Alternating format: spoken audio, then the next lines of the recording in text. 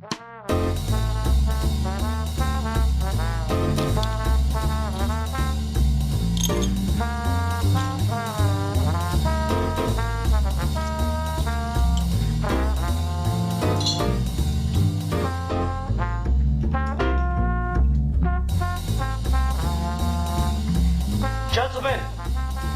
the time has come once again to discuss things.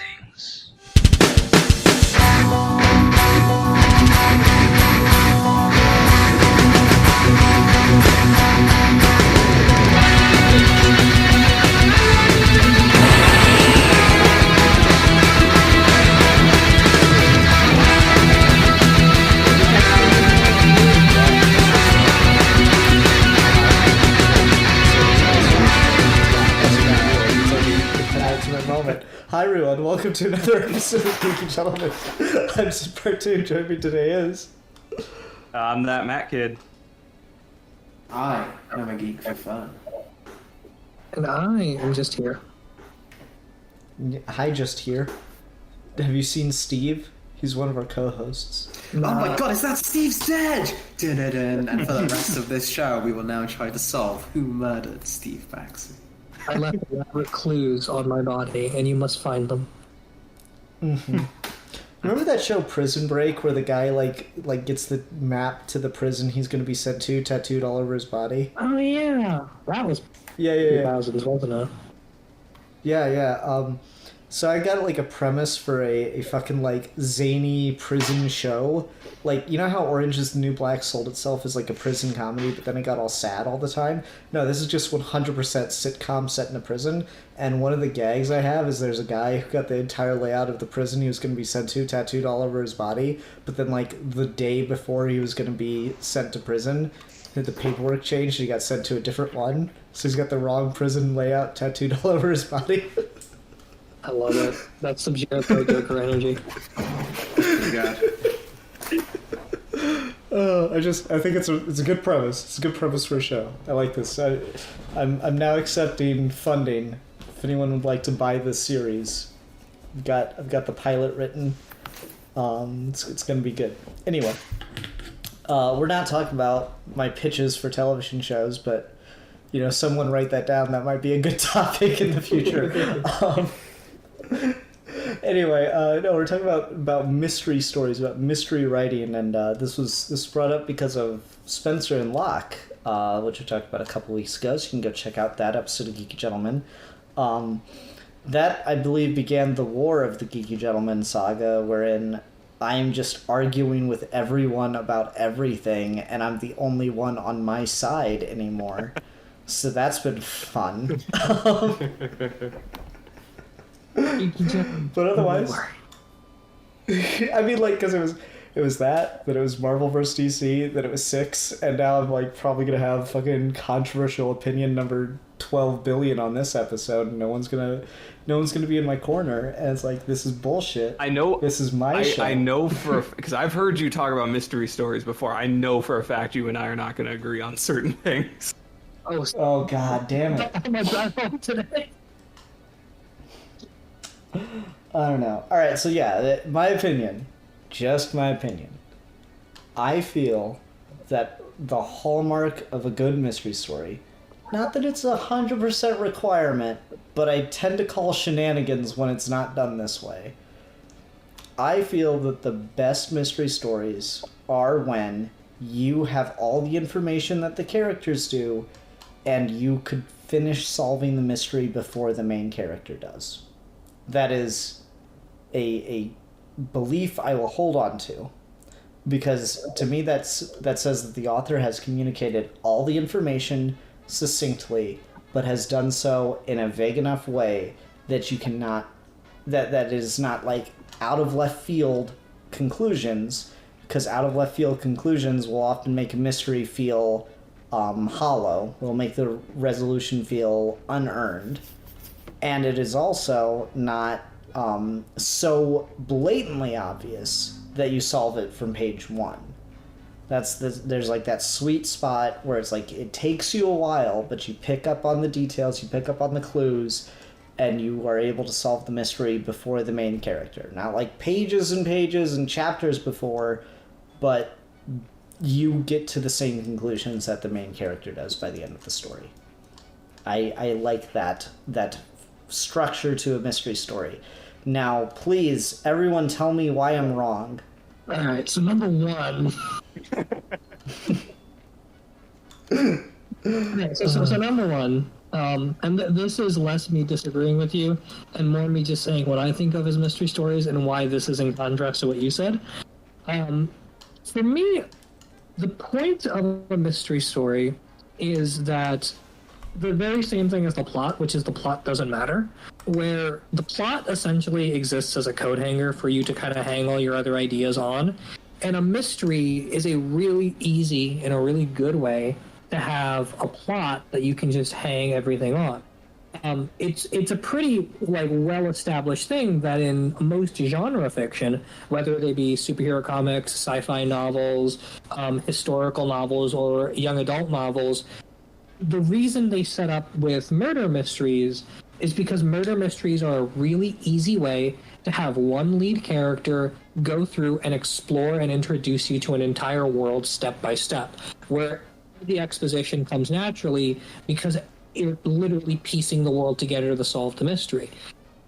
I don't think there's a single example of a good classic mystery story or novel that the person can succinctly explain to you, beginning to end, what the actual plot of this mystery was, because 9 times out of 10 they don't make any fucking sense. I mean, you have great examples like when The Big Sleep was being made into a movie, the director called up the author because he was like, hey, we're trying to write the script and this doesn't make any fucking sense. Can you shed some light on it? And he just said, yeah, it doesn't make any fucking sense. And they just adopted it that way. The point of the mystery for me is you want to get to a place where characters are in contention with each other because there's always going to be instantaneous drama when one person's finding the truth and another person has incentive to lie. And so most murder mysteries and most mystery stories in general end up just being really classic dialogue pieces. All of Ed Brubaker's crime comics are just massive conversations between people with different philosophical views. Agatha Christie is very similar, where all of her mystery novels turn less on solving the mystery and more on the kind of contentions of class between the people that are involved. Sherlock Holmes talks a big fucking game about deductive logic, but I literally his definition of deductive logic is not what deductive logic is, and mysteries or deductions actually make any sense if you try to sit down and explain them. But he's a really compelling character, and the world and the people he's investigating are also really compelling, and most of it was just a vehicle for Sir Arthur Conan Doyle to explain weird fun facts to you through the guise of a mystery, which is again why young adult mystery novels were so popular for the 90s, where you had the Hardy Boys and Nancy Drew and stuff, because it gives you a vehicle to do lots of interesting things where the mystery itself doesn't matter. I mean, I guess that's all fair. Just real quick side note, Steve, your mic is sounding really cutting in and outy. I'm not sure if there's anything that you can do settings-wise to make sure that's not happening. I think my internet's just flaking in and out. I'm seeing it on Discord go between green and red every 30 seconds. Oh, gotcha. Okay, never mind then. Yeah, I mean, I think that's all fair, but I think that doesn't necessarily contradict, most of that doesn't necessarily contradict what I'm saying. That you can set up your mystery, you can still do all that stuff by introducing the characters, introducing the world, and building it step by step. But if you're doing things well, I think you can still lay the groundwork for people to be able to figure it out, even if it doesn't necessarily make logical sense in these circumstances would not happen in the real world.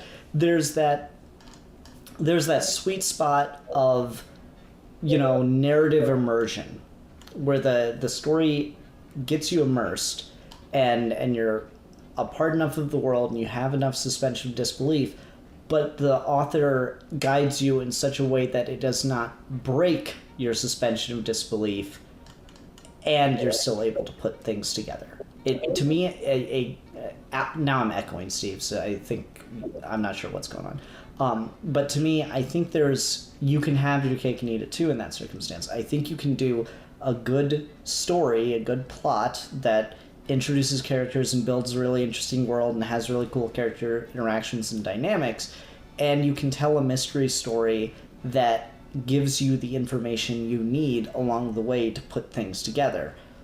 I would say that I think some films that do this well are things like Blade Runner 2049. I think that's got a pretty solid, like, mystery running through it that the character's trying to solve. And certainly I didn't solve that and figure that all out with him or before him.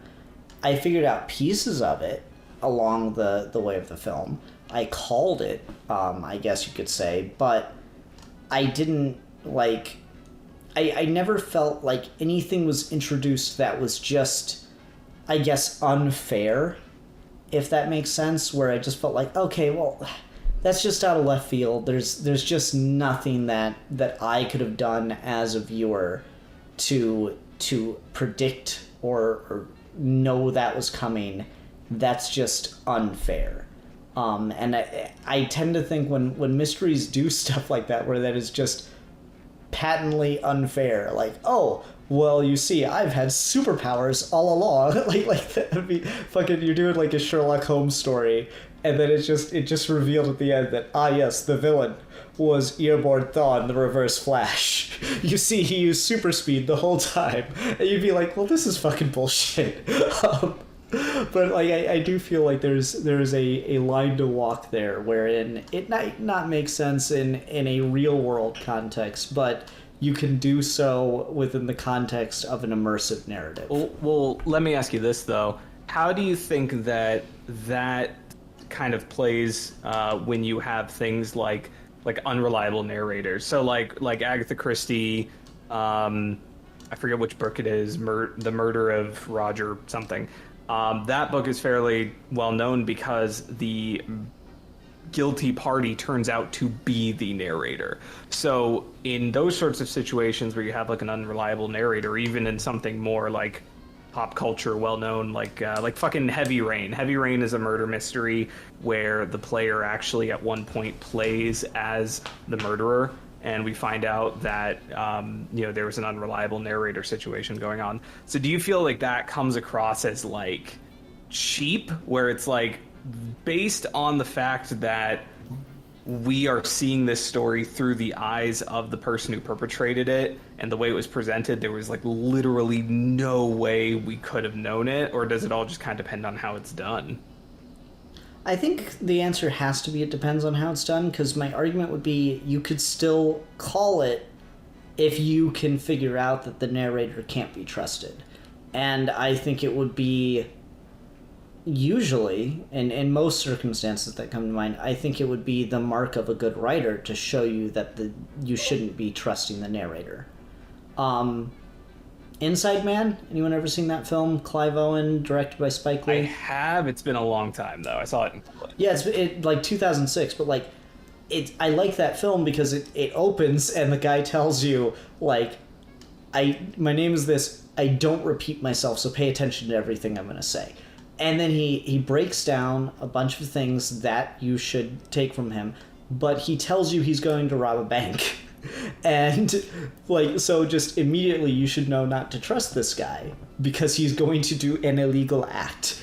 And throughout the movie, there's a mystery presented because it's told in a non-linear fashion. There's like interviews with the characters after the events of the robbery, and they show you things happening and building up in that movie that give you the ultimate reveal of the mystery that the police detectives were trying to solve and ultimately failed at. And if you were paying attention, like the character told you to in literally the first couple minutes of the film, you would have been able to piece it together by the rules of the structure. Now, you may not have, because what he has done in that film is so completely unbelievable, and there would be, like, in reality, there would be a billion reasons why it wouldn't work. But within the confines of the plot, I think you could within the confines of what you are shown as an audience member, not overthinking it and bringing in too much of the real world, but also thinking about it in a complex enough way.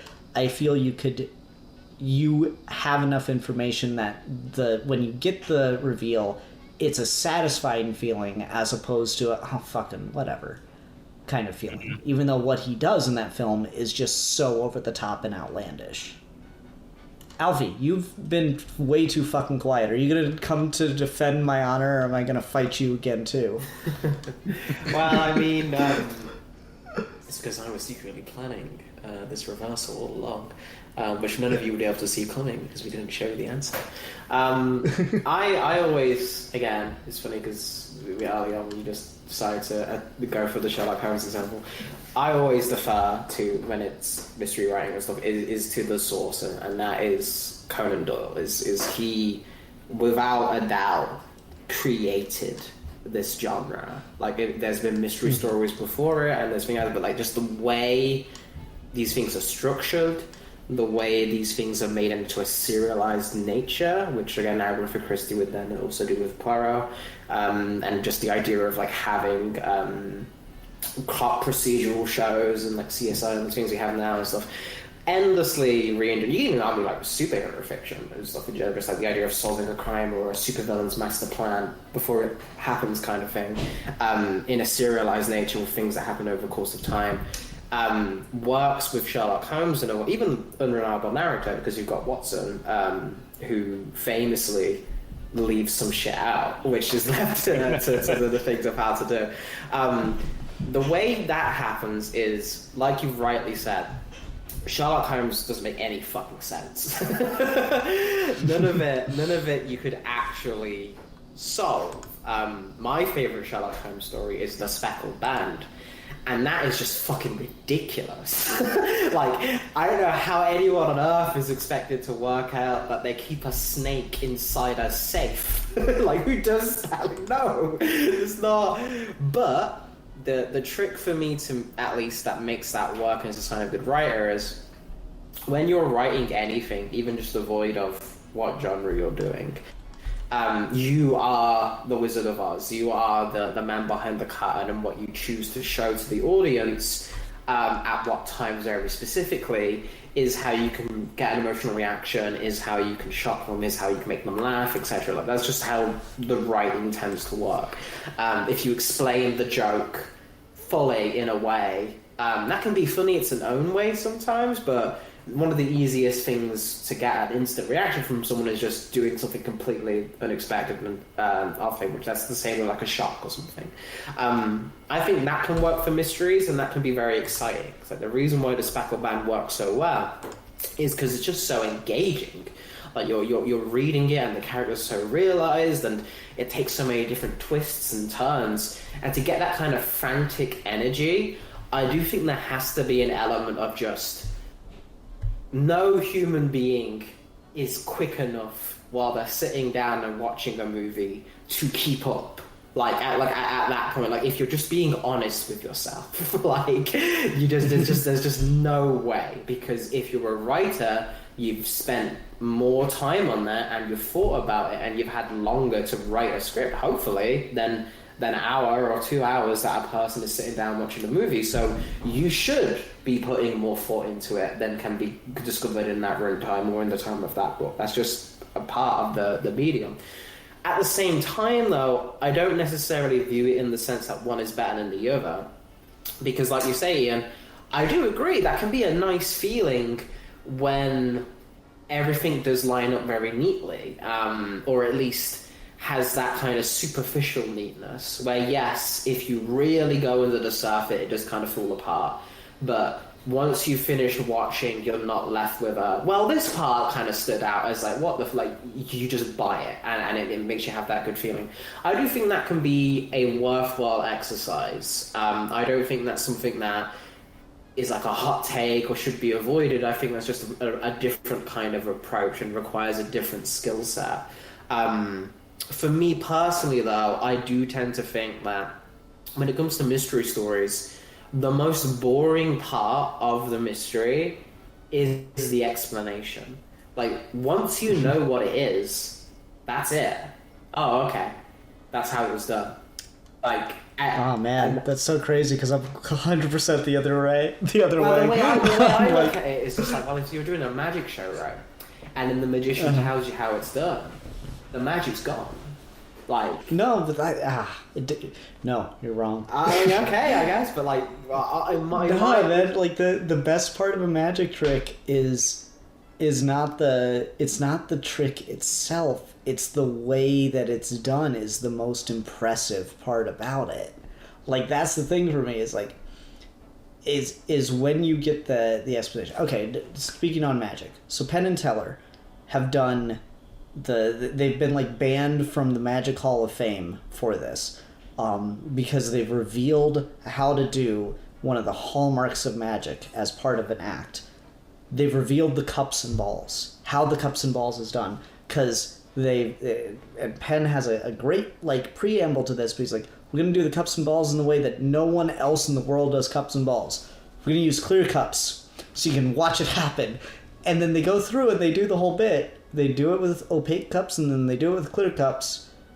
And goddamn, it's more impressive with the clear cups. Because even though you can see everything happening, it's all happening so fast and everything's so intricate and perfectly timed and planned out that you still can't follow it unless you're like a goddamn genius.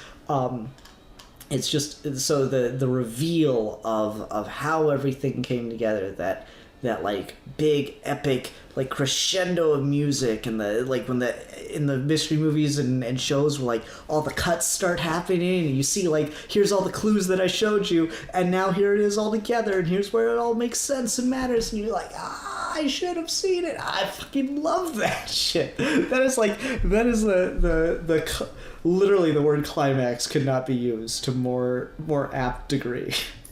I again, it is normally, again, the climax of these things and the climax of the stories do have that thing. What I'm more referring to is just once the facts are laid out and after the crescendo and after the thing, and you're just left in like kind of the resolution of it. It for me, I guess, it doesn't have that same excitement as the lead up and the journey it takes you. And that's not negative, because again, that's just the nature of a story. But I think that's why, to me at least, if you are writing a mystery story, I feel like a lot of writers can sometimes get a little bit too focused on, oh, this is going to be how clever this twist is going to be, or this is going to get how great this is going to be, and it's all going to line up at the end. Whereas what your focus should be on is like, okay, that's like Steve said, that's the foundation, that's something to build on. Do my characters make sense? Does everything else line up to make that work? Does everything else make this just a good story? Does this make something worth telling? What am I saying with this? You know? Go ahead, sir. Oh, I was gonna say, and you know, honestly, for me, you can have a good mystery story where the mystery itself can be kind of lackluster, as long as the story being told about the characters is done well. So this is kind of a more obvious, like, just kind of pop culture example, but like, what is it? Batman Beyond: Return of the Joker, right? Like, that's a mystery story where the mystery is all about how did the Joker come back? Who is the Joker? Yada, yada, yada. There's red herrings. There's different characters who look and sound like the Joker in there to throw you off. When you finally get the explanation, it's kind of fucking bullshit and stupid. But like, I was years ahead of my time. It's like stupid and bullshit and dumb. But the story and the journey that Terry goes on makes it worthwhile. And like, the mystery just becomes like a stupid bullshit way to get Terry through this really cool character arc that he goes through. So it's like, it is a mystery story. It is a legitimate thing with red herrings and like an actual thing that has to get figured out. But the thing that gets figured out is stupid and dumb, but that doesn't really detract from it for me, because like the story. I mean, I think there's like different rules when it comes to things in like sci-fi and fantasy that deal with like uncovering a mystery. Like, fucking, I still don't fully comprehend who the hell Jedi Master Sifo Dyas is. Like, it's been like 20 years since those movies came out. I still don't fucking know who that guy is. Yeah. Yeah, like, it's, you know, there's... So yeah, when you're doing a mystery and you're building a world and characters, and then you're building a sci-fi world and characters on top of that, like, fucking, Alfie's gonna groan in 3, 2, 1. Like in Harry Potter and the Prisoner of Azkaban. Like, that's a mystery story, and it's giving you information as you go about it, but it is like... J.K. Rowling just fucking makes shit up, like, constantly to the point where it's just absolutely ridiculous that nothing in this world works in any kind of way that would ever be predictable, and I guess that's the point, but it's also... I kind of feel gaslit. So... Yeah, when it comes to, like, fantasy and sci-fi, where you can just make the entire mystery hinge on some made-up bullshit, it does become a finer tool, and certainly you can... It's not that you can't do a mystery story that... where the explanation doesn't... Like, there's no possible way to call it, and, like, I'm gonna sit there and say, well, then it's bad. I think that you can still do a story that is good, that has a mystery at its heart to drive the narrative, and I think you can still make a good story, but I don't necessarily consider that a good mystery anymore, which is probably a bullshit fine line distinction. But if you guys are going to all argue with that, no, it's totally fine to just make shit up and have it be unsatisfying, then I'm just going to make shit up and have it be unsatisfying, and you're going to have to live with it. So there.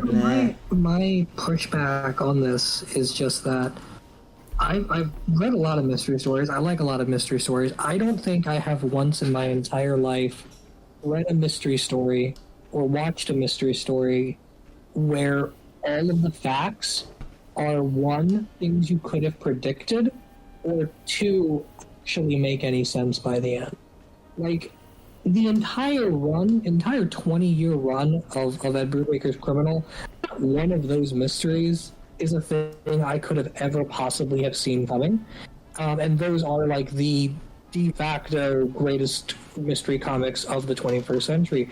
I've read all of the Sherlock Holmes stories multiple times, and none of those are any stories that you could have actually seen any of this coming.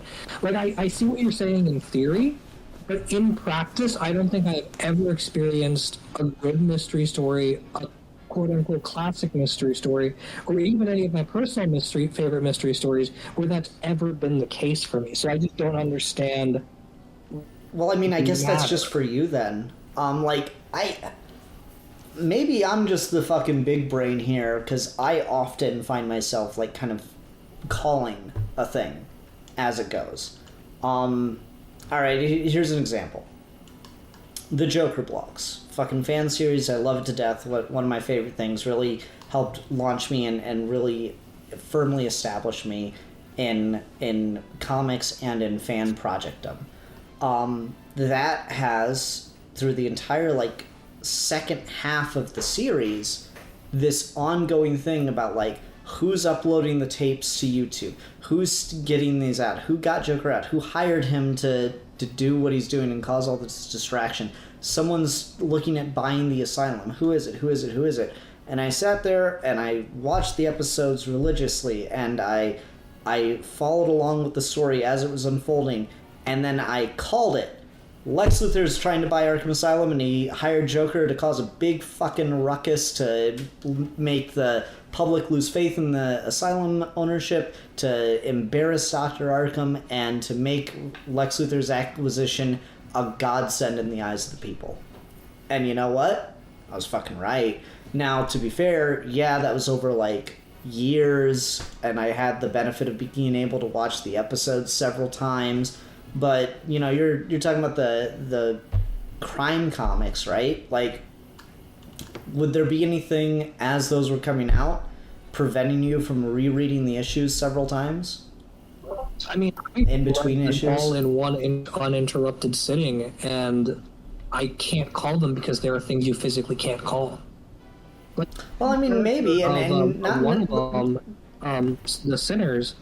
The whole hallmark of The Sinners is people are getting murdered, and they're getting murdered in situations where like no rival gang could do it. So we're gonna hire this bruiser to solve the mystery, and he's an idiot, and he has no idea how to solve it. And so the mystery just gets solved at the end, and it's not because he knows any information about it.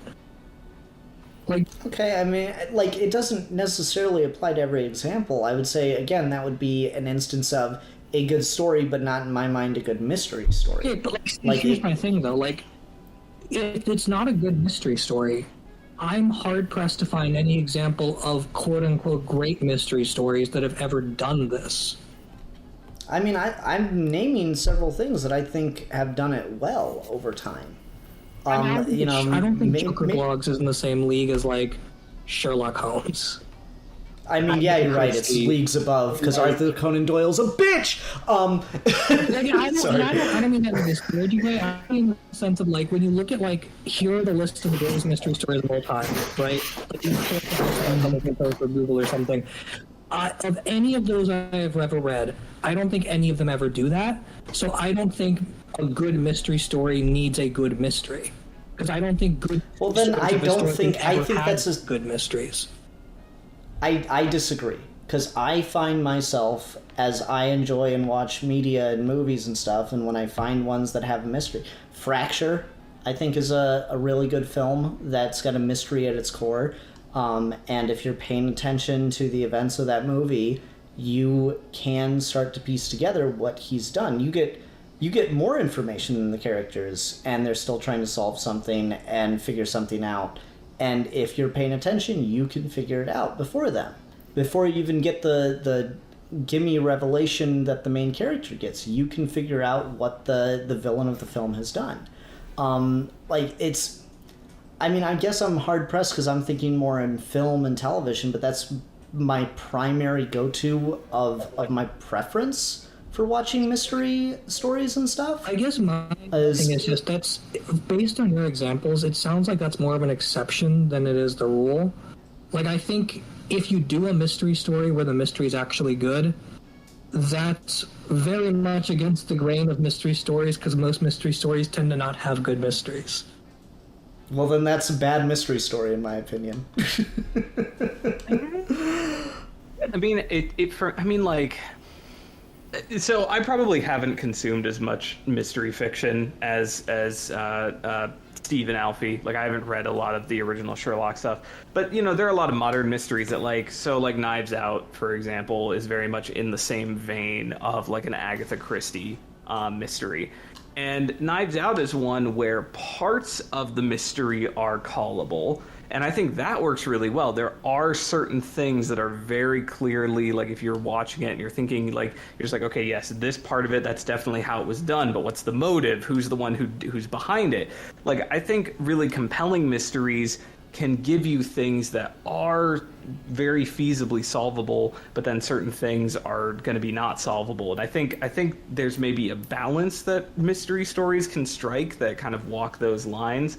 At least some of the ones that I've consumed, because unfortunately this is one of those things where I don't have quite the breadth of experience. So I'm just going to try to moderate this conversation.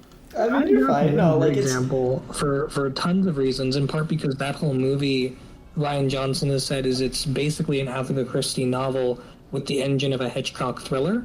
And so in the spirit of Agatha Christie, it's got like a very sort of interpersonal mystery that's not super hard to figure out, but the whole point of the whole movie turns on giving you an easy answer very early on and then just being a thriller all the way through.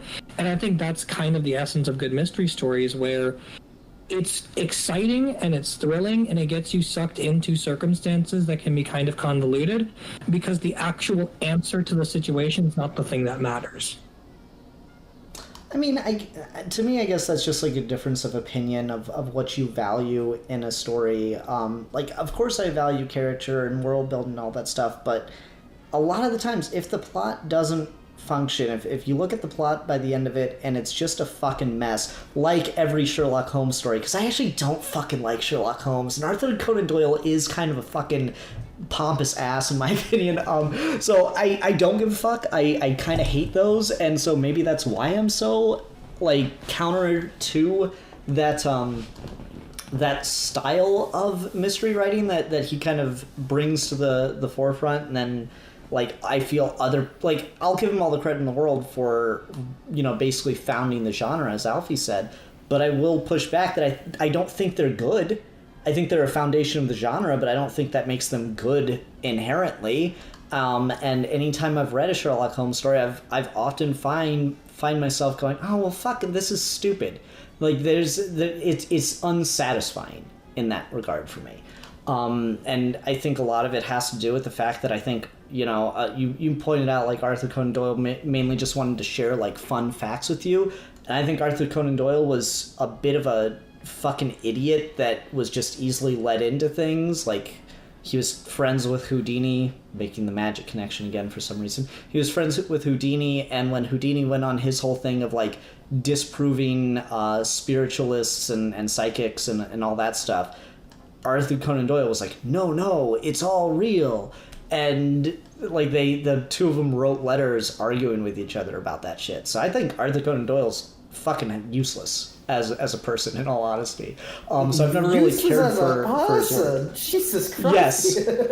Anyone that supports oh yes, you can talk to your dead relatives. Let me give money to these people. Like, you know, fuck To be it. fair, he is at least dead. Yeah, you know, it's and therefore even more useless, or possibly more useful. I don't know.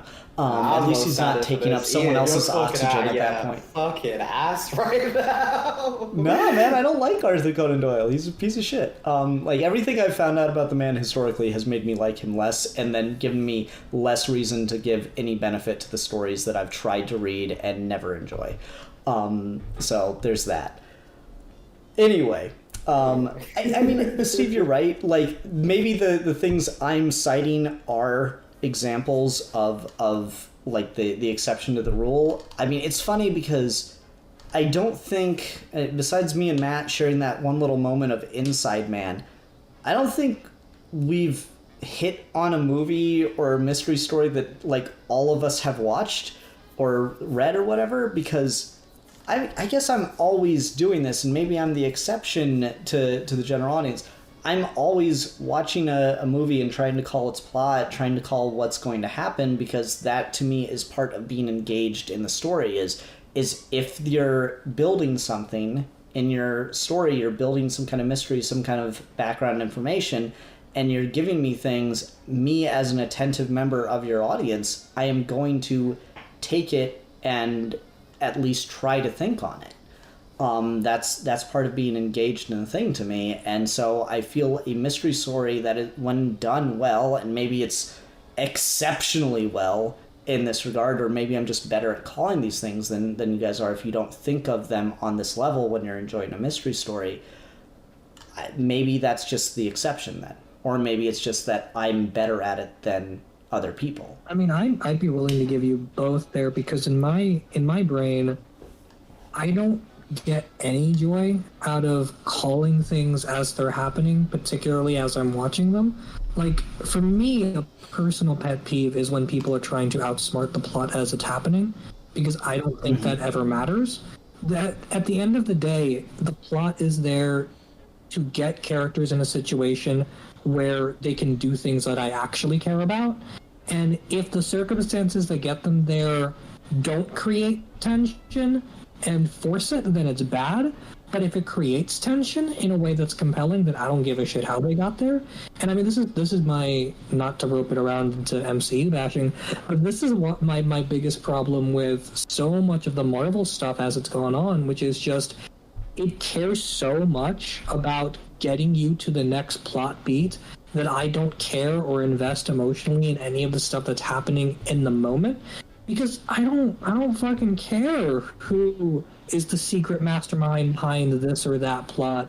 I care about every individual episode or movie feeling like there's some kind of emotional resonance to them, and oftentimes there aren't. And with mystery stories, I think this is sort of like the perfect example of this, where I like that mystery detectives tend to have very, very distinct, eccentric personalities, whether they're Hercule Poirot or Sherlock Holmes or Tracy Lawless or something like that. Columbo. Just one more question. T. because that's what's interesting to me, is that this person is exploring a world and engaging with other characters. And anytime they get to the point, kind of like where Alfie says, where they stop and they have to explain the mystery at the end, that part's the most boring to me, except in movies where you can at least rely on the performance to kind of get you through it. Mm-hmm. And that's, I guess, why I prefer, like, when I'm going to consume something that's got that mystery thriller side to it, I do tend to go to television and film. That tends to be the things that I enjoy the most. To be fair, I also think there is a distinction that can kind of be drawn between something that is a mystery story and something that has an element of mystery within the narrative. Like, I would not call The Sixth Sense or Shutter Island or even Zodiac like mystery stories.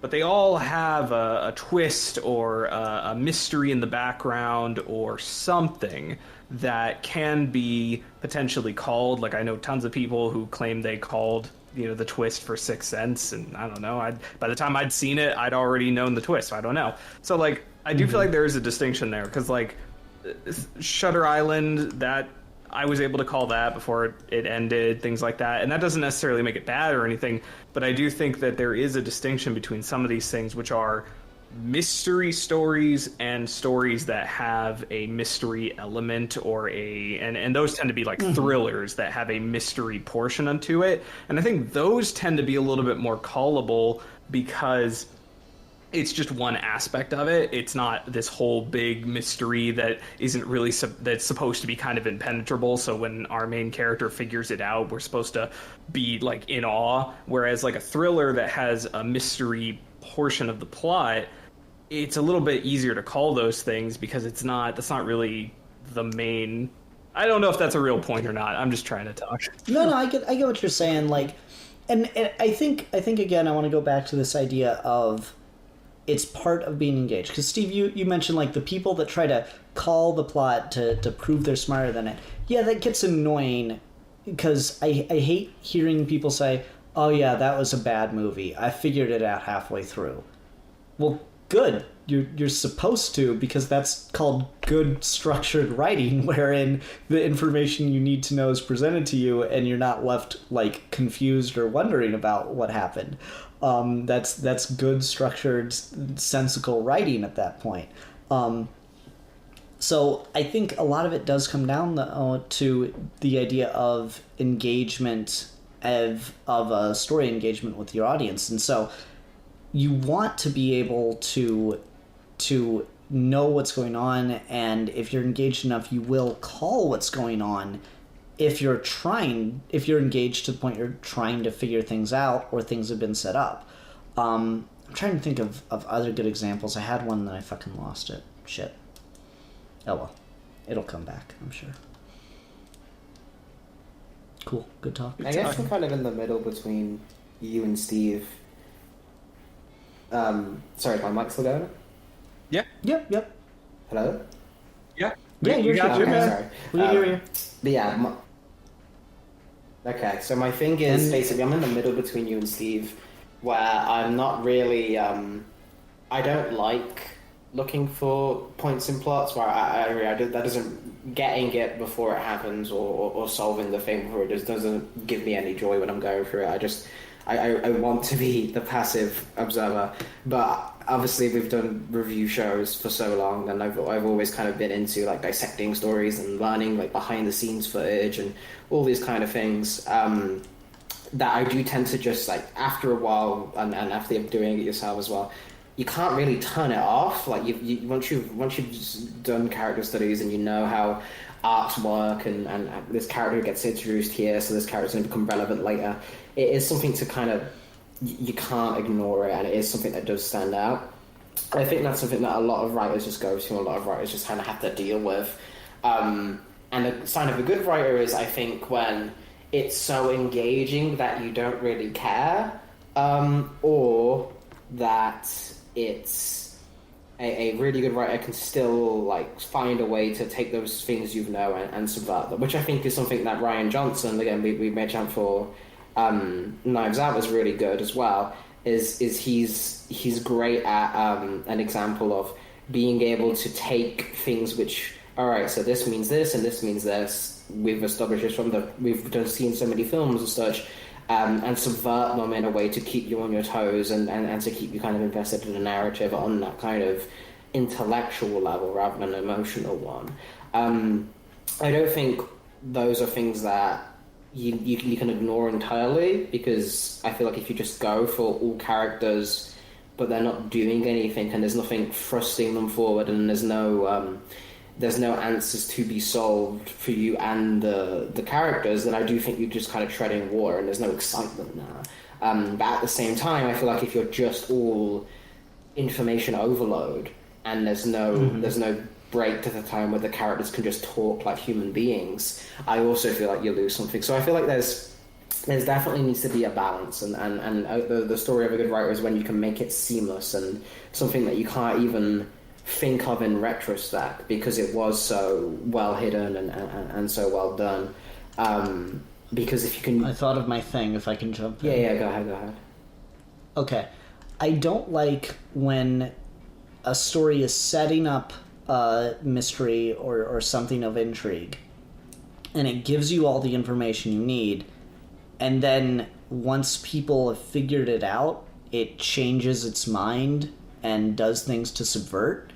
Like Lost did this a lot, and that's why I didn't want to watch that show. I don't give a fuck how engaging the characters were or how like fascinating like mysteries of the world where like they're walking on a tropical island and they come around a corner and there's a polar bear, which they did like twice if I remember correctly. Kind of loses the magic. Like it at a certain point, making the most engaging and what the fuck world and making the most, you know, intriguing characters. Yeah, that's great, and you should do that. But if you're doing that and also wildly changing the plot left and right in order to keep ahead of your audience to the point where it becomes nonsensical because you're trying to keep ahead of your audience, that to me is a prime example of bad writing. Mystery or no mystery. If you keep changing the ending of your plot because the audience has figured it out, that's how you get fucking like soap operas. You know, it doesn't matter how engaging the characters are. It's just ridiculous, and it makes it unenjoyable to watch when the plot gets so convoluted like that. I agree with that completely. I mean, I think at a certain point, if your audience knows where you're going, then you're doing a good job. They don't have to know where you're going, but if they figure it out, then you've basically spent a majority of your story establishing things, and you were then going back on the things you've established just to kind of outsmart the audience. And that's just one of those things where you're listening too much to people who aren't you, the people who don't know the story. And if you're going to build the whole thing around just subverting expectations, well, then what was the point? Exactly. And that's kind of my thing. Like, there's nothing wrong with a mystery and a sci-fi thing like Return of the Joker, where the whole element comes down to just like this impossible technology that I don't even know if they set up anywhere else in the movie. It's been a while since I've rewatched Return of the Joker. Pretty sure they don't. Yeah, I'm pretty sure they don't. So like I would consider like it's still an engaging story, and they don't overdo the stuff like that, so it's still fine. The characters are great, you know, you're there for the world, so that's all fine. It's not that like doing that makes it a bad story. It doesn't make it a bad like film. It's just that the mystery side of it feels a little unfair, and so it doesn't like have that. I don't know, maybe it's just me, but that feeling of when you've figured it out and the characters explain it and you get there, you're like, yes. It's like you get a gold star from the director. Like that's the way I feel. Like, yes, yay. Ah. If I can, And if it's just me, then fine, be that way. But you'll never know the satisfaction of my gold star, Steve. So take that. well, I mean that's fair if that's how you engage it. But if I can pivot slightly, I do want to say the other thing I hate is mystery boxes. I hate the fucking idea that the entire universe and everything you were watching thematically and emotionally is just revolving around one specific mystery that's constantly being chased until the end, and then you reveal it, and it suddenly explains everything. Like, that just pisses me off, and it's really, really boring to me, because any, like, vague or interesting emotional question you can ask always gets deferred to whenever the mystery has to get solved by the end. I hate that so much. I don't know, like, it's done poorly because of J.J. Abrams. I think you can do that well, but it is a much more meticulous level of writing that I don't think a lot of mainstream writers are capable of. I think that's one of those things where it's just done so poorly on such a wide scale that kind of causes a problem there. So, I don't have a problem with the premise. I have a problem with 99% of the execution.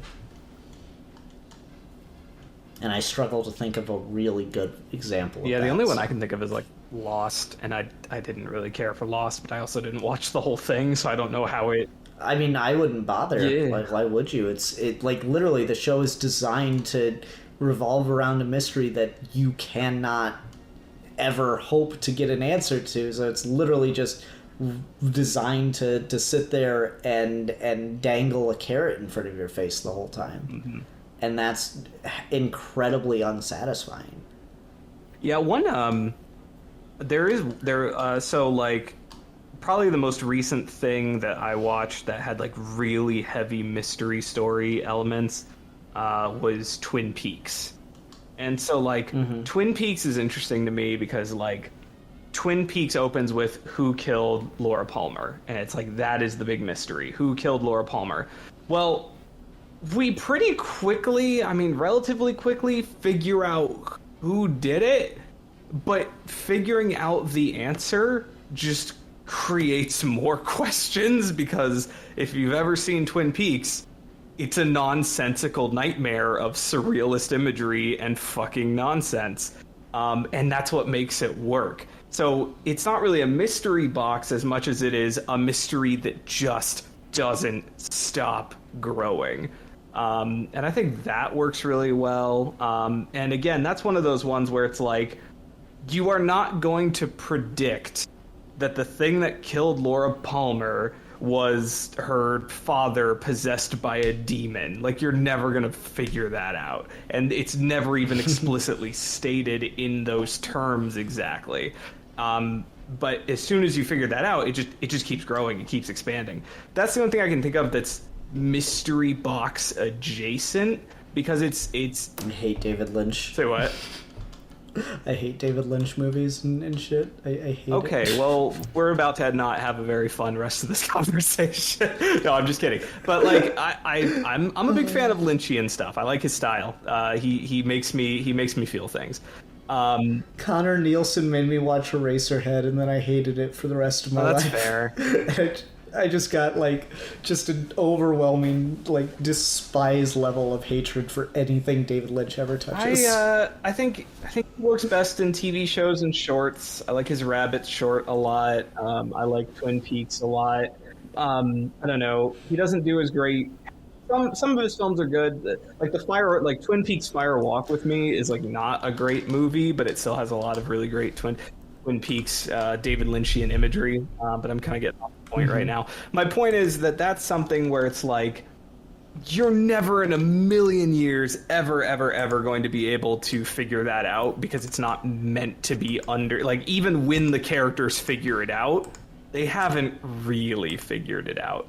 And so, but it's still compelling because of the way that the information is presented.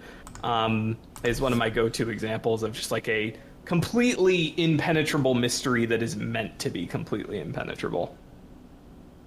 And yeah, I mean, you can do that, and it's fine. Again, like, I don't. Here, Alfie's gonna groan in 3, 2, 1. I don't have a problem when she does it in Harry Potter. No, Alfie. Oh, okay, there we go. I don't have a problem when she does shit like that in Harry Potter, like the fucking the mermaid egg from Goblet of Fire, where he spends the whole fucking like chapters of that book trying to figure out like what this egg is, and he just opens it and it just screeches.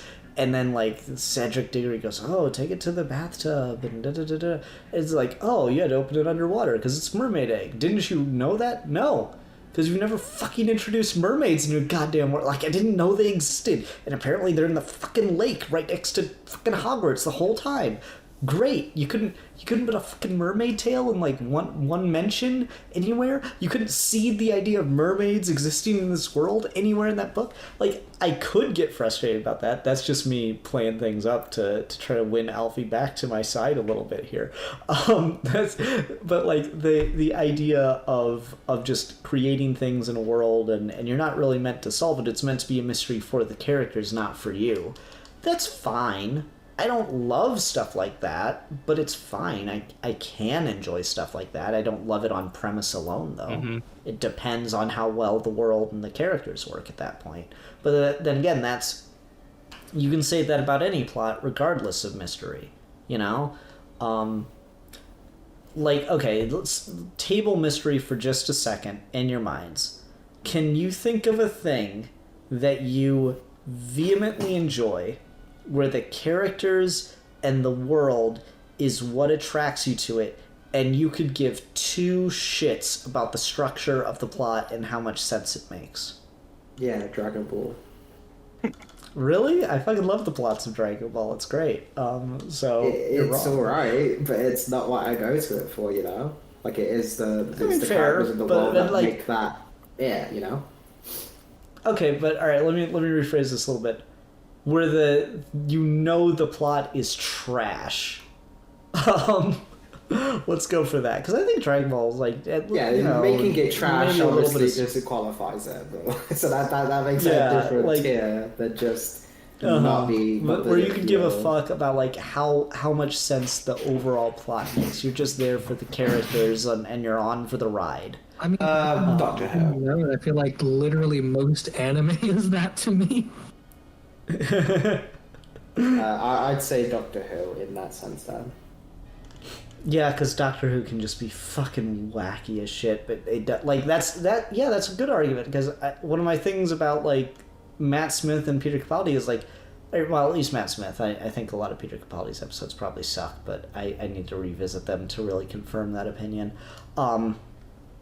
But like Matt Smith, I've always argued, is like a really good actor and he plays the Doctor well, but I don't know if he's like a great Doctor because his writing quality was so consistent through his run of like usually pretty good to great, that he never had to just like sell shit like a lot of the other Doctors did and make it enjoyable anyway. So yeah, no, I could definitely agree with Doctor Who. Like fucking David Tennant had to sell turning a lady into a blowjob machine and he fucking did it, man. Exactly. Yeah. It's very much with that and that's a good example as well, because there's mystery boxes and stuff, and very much how you wouldn't necessarily call Doctor Who a mystery story, but very much how those worked, especially in the classic era, is those first episodes in like a Patrick Troughton story or even like a Tom Baker story would all just be setting up the mystery. What is happening? What is going on? This just cannot be. And then the reveal at the end of the first 20 minutes would be, oh, here's the monster. And then in Modern Who, that became the opening 5 minutes, basically. So you can't really do that as much. But there's some two-parters trying and stuff. But like with mystery stories in general, I think that is a good example to kind of what Matt was talking about, where you can get kind of it's exciting, like it's that sense of, as an audience, it's uncomfortable when things don't make sense, and it can be frustrating, but I feel like as a writer that is a tool, because that's a valid emotion, that if your characters are also feeling that, then you can use that. If your characters are just frustrated, like we're just being thrown around left and right, and we can't get our bearings, we don't know what's going on, and this is just pushing to the brink. If you can put your audience through that, it's very risky. It absolutely is. It absolutely can blow up in your face. But I do think that is a very valid tool in mystery storytelling to really making yourself like feel in the world by telling you less of it, because that way you're in the exact same position as the characters, and you don't know where heads or tails, and then at the end, that final catharsis where everything finally does make sense now, can be even more euphoric. Mm-hmm. Mm-hmm. Yeah. Good talk. Yeah. Matt, did you have an example of somewhere you loved the characters in the world, but just the plot's fucking nonsensical garbage? Everything relating to the Star Wars prequels. I literally like. He's gonna fight you. That's my one remaining unpopular opinion in the Star Wars community is I still don't give a fuck about the prequels and think they're mostly bad. But I like a lot of the characters. I don't give a fuck about Clone Wars, but man, I will watch anything with Darth Maul in it because I love that son of a bitch. Anyways, that's pretty much it for me. I mean, there are certain things where like in like Fallout, I love as a world, but I think the stories of some of the Fallout games are worth that world. So it just depends. I don't know. The Star Wars prequels is the only one I can think of where I like a lot of the characters and I like some of the stuff about the world, but man, I don't give a fuck.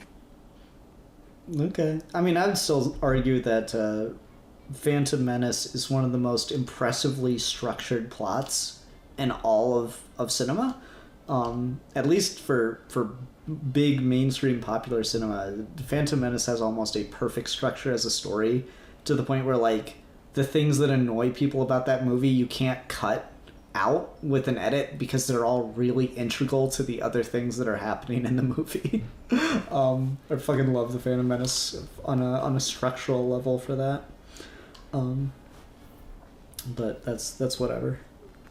Does anyone feel like the idea of the mystery surprise twist has sort of taken over pop culture in a really like irreparable way? Like fucking every Marvel thing has to build up to some big like reveal, and like everything has to have a twist or a reveal or like some third act suddenly it's just like it just feels like it's taken over all of popular culture lately, and maybe I'm the only one who feels that way, and I'll shut up if I am. I mean, I think that's just like Steve said something to that same extent, and I think he's right. I think you're right as well.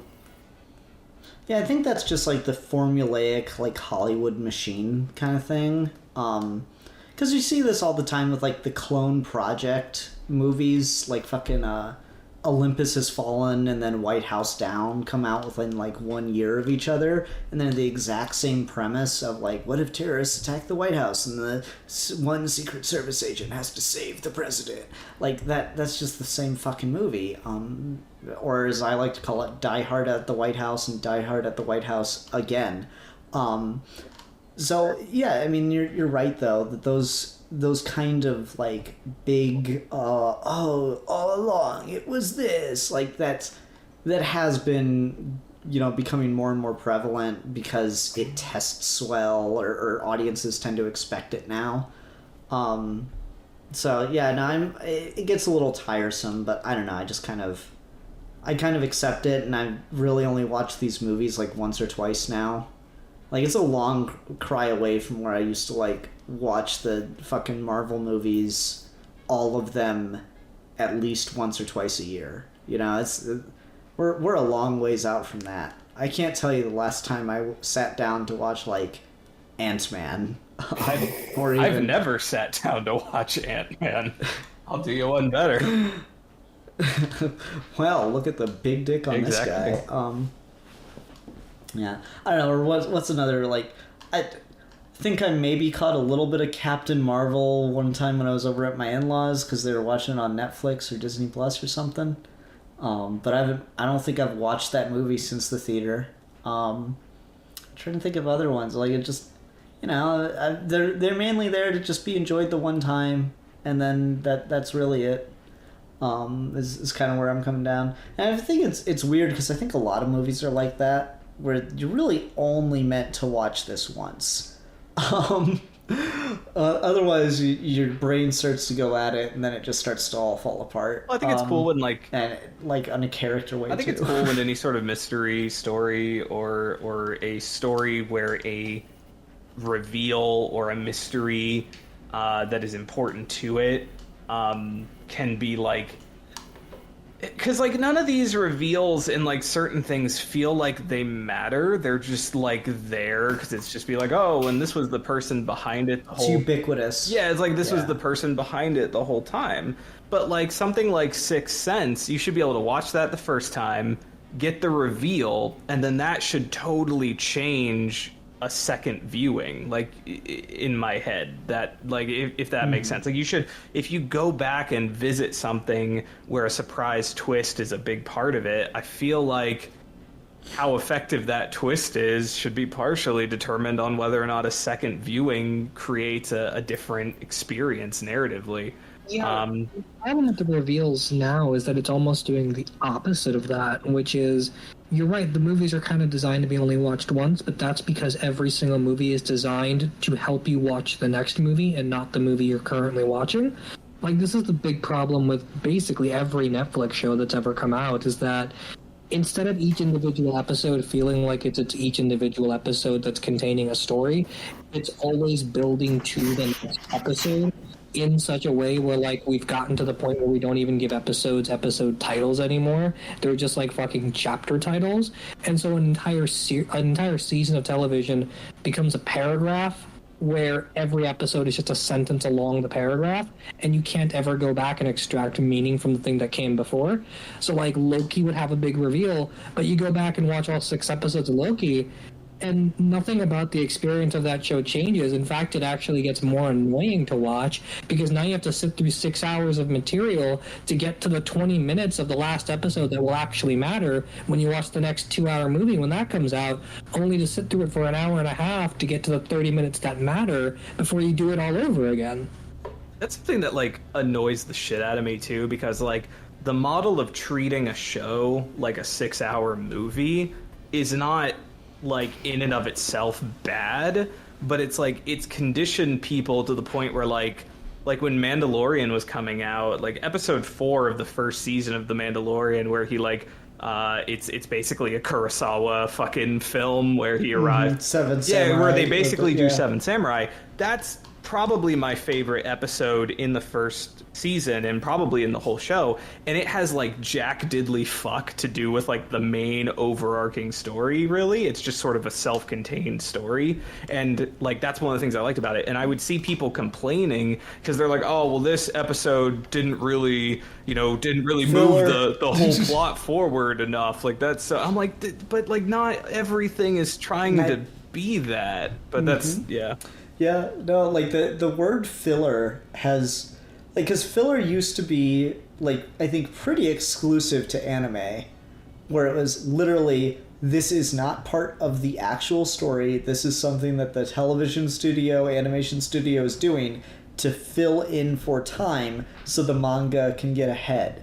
I think that term almost exclusively comes out of the anime community, but now it has become ubiquitous, and so now like self-contained stories and episodes of television, or like a movie that's part of a wider universe that doesn't move everyone else's movie along, just moves the one character along on their journey, is considered like filler now. And I'm just like, that's not what that word means, and you're stupid. But I guess that's kind of a tangent. Yeah, we're kind of getting off of it. Is there anything else we want to talk about specific to mysteries? Does anyone want to go for a recommend of like, I really love this mystery story, movie, book, whatever?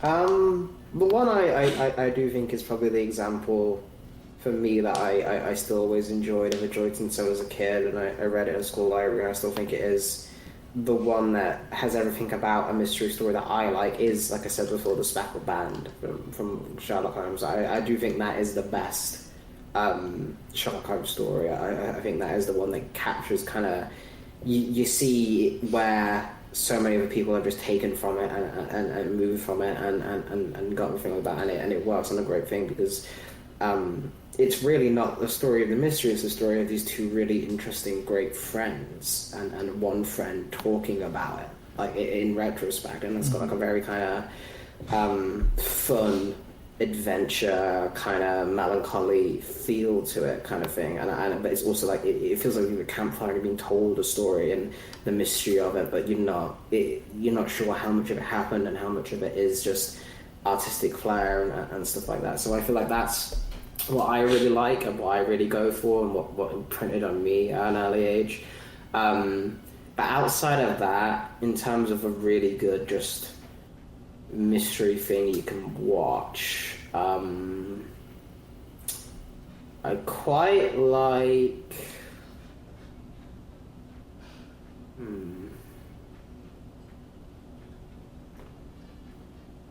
it's actually that now this is a mystery.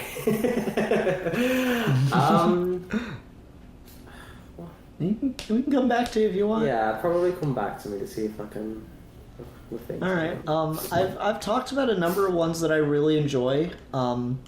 Inside Man with Clive Owen and Spike Lee, I think, is a very good movie. Where it's just that reveal at the end is just so cool and satisfying, and I legitimately feel that it gives you all the information you need along the way to figure out what they're doing, but it doesn't depend on you figuring it out. I just think it's a good structure, so I highly recommend Inside Man.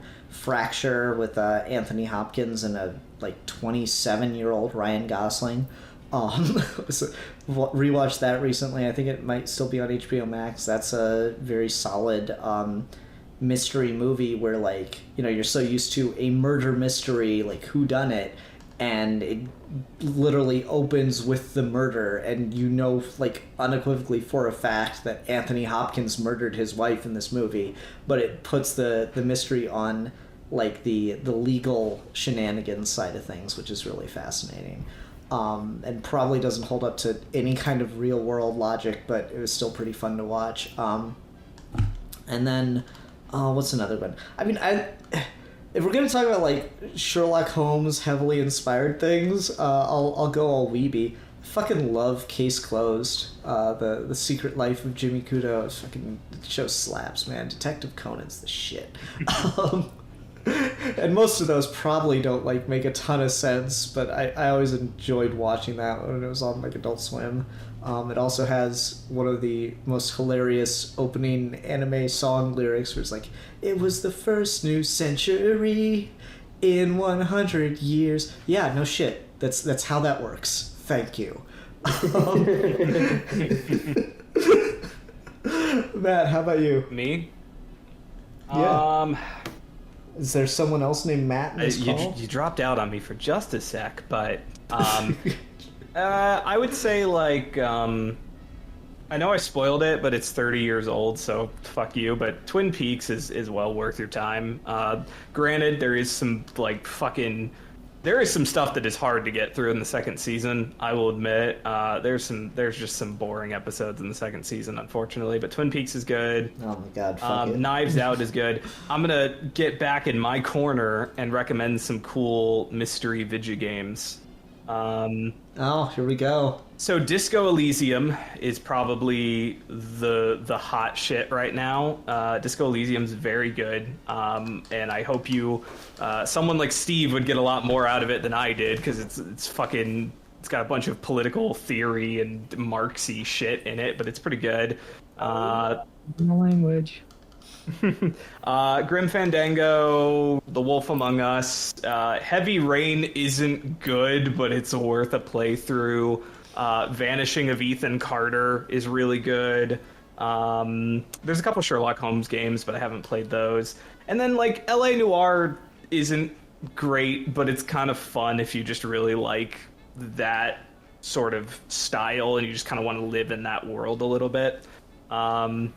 Vanishing of Ethan Carter and Disco Elysium are probably the ones I would recommend the most. Return of the Obra Dinn is an indie mystery puzzle game that's pretty good. That's all I got. Okay.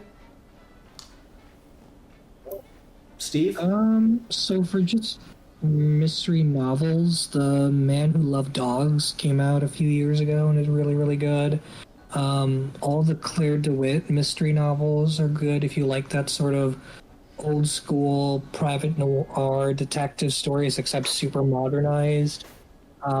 Live by Night's a really good period piece that got made into a really shitty movie.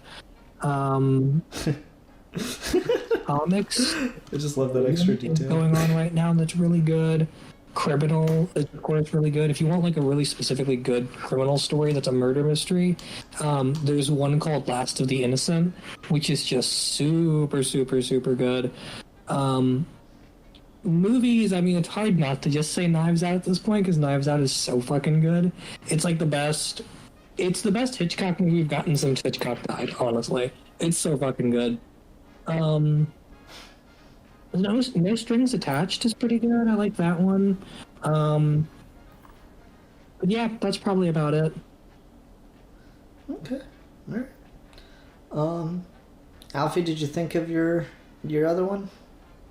Yeah, the one that I think really stands out as just that, like, oh shit, this is just completely fucking turn everything upside down. This is, and then just following it for the rest of the fucking catastrophe is Gone Girl. Oh yeah. Yeah. Good old Gillian Flynn. Yeah, so I think that would be my movie rack. Oh, I totally forgot. If you're into fantasy, there's a Conan the Barbarian short story called The God and the Bull that's doing like a riff on like classic Sherlock Holmes style stories. That one's really fun. Cool. Also, if you like Gone Girl, Gillian Flynn's other book, Sharp Objects, which got made into an HBO series with what's her face, the woman that plays Lois Lane, that's also really good. Dope. All right. Well, let's see here. Whose turn is it next week? Alfie, you picked this one, right? Mm-hmm. Okay. Matt did what? Who picked what before? Steve did Marvel DC before 6. Yeah, that was it. Okay. So I think we're on Matt for a review. Oh topic. shit. Okay. Okay, shut up. We're gonna do Masters of the Universe Revelation. What's that? The fucking He-Man thing that came out on Netflix. Okay, how many episodes is it? Help me out. It's short. It's like 5 episodes. Oh, okay. The Kevin Yep, Smith easy enough. I got Masters of the Universe thing. the one that's pissed The everyone one that's off. pissed sure. everyone off Oh. because it's not really about He-Man, which is to be expected because He-Man is not in the fucking name of the show. I swear, people are morons. Okay, but like, hear me Yeah. out. What if they're not? What if they're all bad people? Because we did. All right, so Spencer and Locke, and then Marvel vs. DC, then 6. We're locking in. So I know you've just you just sweated bullets there picking a review topic, and I was mean to you and did the Jeopardy sound. He's gonna Which, by the way, back because he wants to change it now. Made Matt feel bad for no reason. well, no, I'm giving him the option. If you would you like to choose a discussion topic and be put under the same amount of pressure again? Just if you want to. You don't have to. I'm perfectly fine with the He-Man. I'm just realizing, we are getting kind of caught in a loop here. So if you want to take this exit, it's fine. If not, it's totally up to you. No pressure unless you decide to put pressure on yourself. Okay.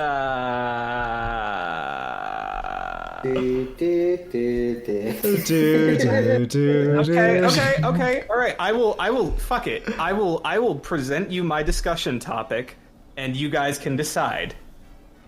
Okay. Fuck you all. So my review topic would be Masters of the Universe, the Kevin Smith thing. My discussion topic would be quote unquote retconning characters into being gay or a different ethnicity or what have you, because that just happened with Tim, even though it was really just looking at a bunch of subtext and being like, hey, maybe he likes dick. And but I'm sure he likes Dick. They're like brothers. but that is what are you talking about? like, it's hard to deny that is like a thing that we see happen. Yeah, and like recasting. Okay. So we can either talk about He-Man, but not He-Man, or we can talk about like it's kind of broad, but like recasting or like changing characters' sexuality or race, and when that's been done well, when it's maybe if there are situations where it hasn't been handled well. One of those two things. You guys can decide. I like the He-Man one. It's one for He-Man. Whoever. I mean, I think Ian was right about ship switching up so we don't repeat ourselves, but I guess we could always do that next time. For the sake of me having more time to draw shit, I'd probably prefer the discussion topic. All right, discussion topic it is, because it's more timely. It'll feed the algorithm. All praise be upon the algorithm. May the odds be ever in your favor. All right, everyone. Yep. Everyone, thank you so much for watching. Until next time, I'm the philosopher. I'm the mystery erotica lover. Hey. Yeah. Who is having sex with me in this dark room right now? Let's look over the clues. Stop having sex. And I am the champion of the oppressed, or am I? And we are your geeky gentlemen, and we will be discussing things.